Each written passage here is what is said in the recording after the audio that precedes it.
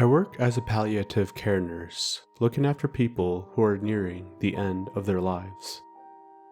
I like my job, as I care deeply about those who need patience and compassion in their final moments. I believe no one should be alone when they begin to pass, and because of that conviction, I've made it my duty. But I'm not here to talk about my philosophy of life. I want to tell you about something that happened to me tonight that has me badly shaken. It is something that has been happening for some time, and until now I dismissed it. To start, let me recount something that happened to one of my patients last week. I was to look after a middle-aged man who occupied one of my patients' rooms in the hospital. He came under my care when in critical condition, fighting for his life.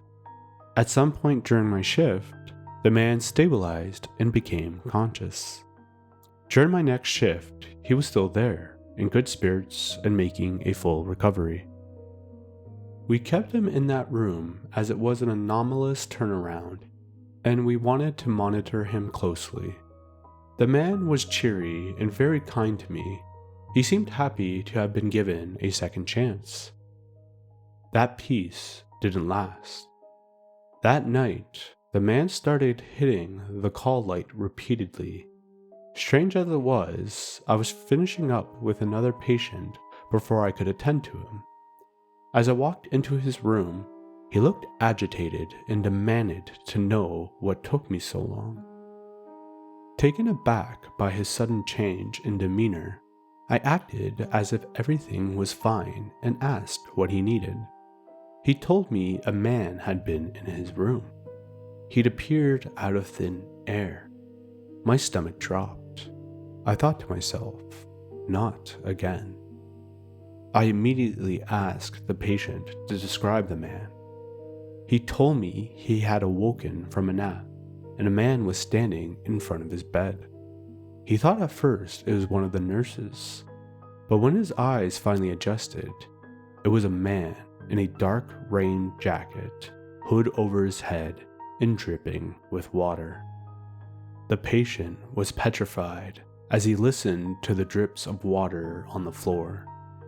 He finally built up enough courage to ask the man in front of the bed who he was, but his question was met with silence. The dripping wet man just stood still, seeming to stare at him. The patient then asked what the wet man wanted, and he responded by slowly lifting his arm and pointing to the patient. That was when he began to frantically press the call light to get my attention. As the patient was waiting for me, the wet man remained pointing at him, motionless, as he continuously dripped with water. And then moments before I came in, the patient blinked, and in that blink, the wet man had vanished. As I listened to the patient's story, I put a calm and brave face on and scoured the room.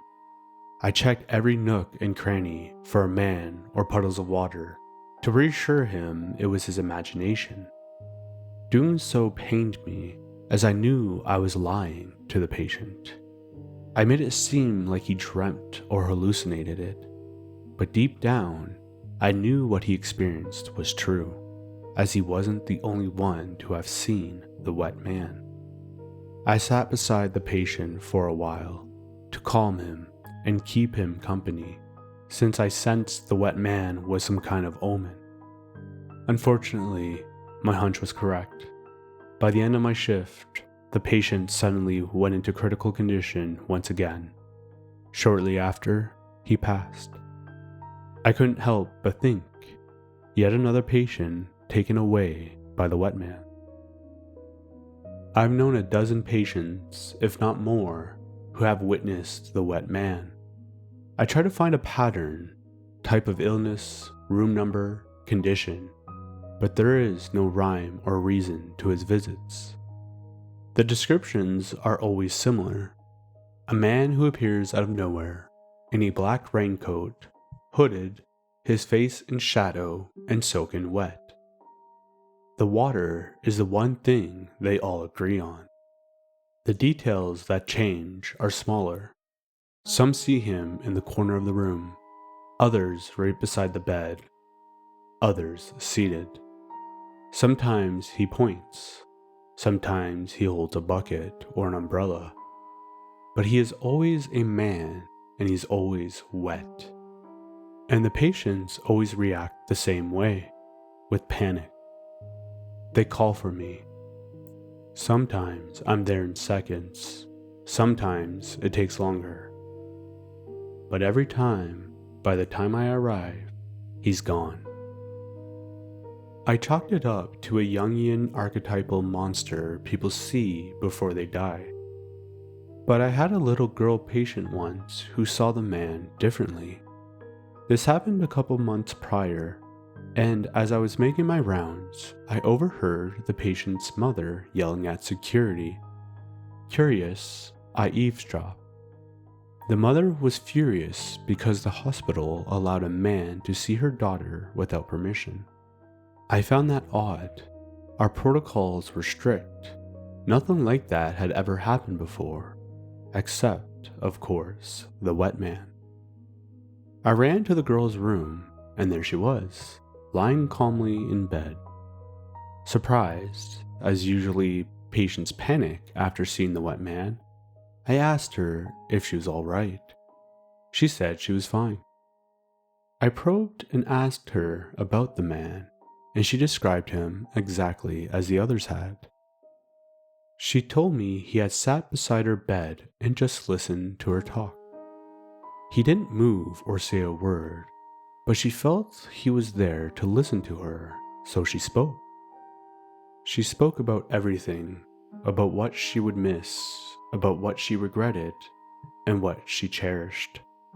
She told me she let it all out, and she knew he heard every word she said. She talked to the wet man for what seemed like hours. And then, when she was done, the wet man slowly got up and left the room. Soon after, her mother came in, and when the little girl told her that a man had just left, she darted out of the room to complain to the hospital. The girl had a look on her face as if she had made a mistake, so I reassured her that everything was fine and that she didn't do anything wrong. A smile crept back to her face. A few hours later, she passed. That was the only time the wet man appeared and my help button wasn't pressed. That time, and tonight. It was the end of my shift and I was doing my last rounds before I punched out. As I passed one of the rooms, the door was shut. I thought it odd since there was no patient in that room and protocol was to keep all vacant rooms open. So I knocked, just in case, and swung the door open. I peered inside and the room was empty. Then I heard something unfamiliar. Water droplets dripping on the floor. There was a privacy divider tucked in the corner of the room, and the dripping was coming from behind it. Heart pounding, I slowly walked closer to the divider, almost with the cadence of the dripping water. When I was close enough, I noticed a puddle of water leaking from underneath. Praying that it was a leaking pipe, I poked my head around the divider, and that's when I saw the wet man. He stood there in his dark raincoat, dripping wet, his shadowed face turned right at me, as if he'd been expecting me. I let out what may have been a yelp and ran out of the room. I hurried down the hallway, and one of my coworkers attempted to stop me. I told her I was done for the night and went straight to my car and drove off. Panicking, I tried to pretend it never happened, that I was seeing things. But this was the same reasoning I gave my patients. That thought haunted me. Now I'm here, in the silence and comfort of my home, wondering what the wet man was doing in that room. I only thought dying patients saw him, So, was he waiting for a new patient? Or did he know a patient was soon to come into that room? I don't know. But another question bothers me. If only dying patients see him, why was I able to see him tonight? Your support keeps the darkness growing. Like and subscribe, and I'll make sure the next story horrifies you. Until next time, if you dare.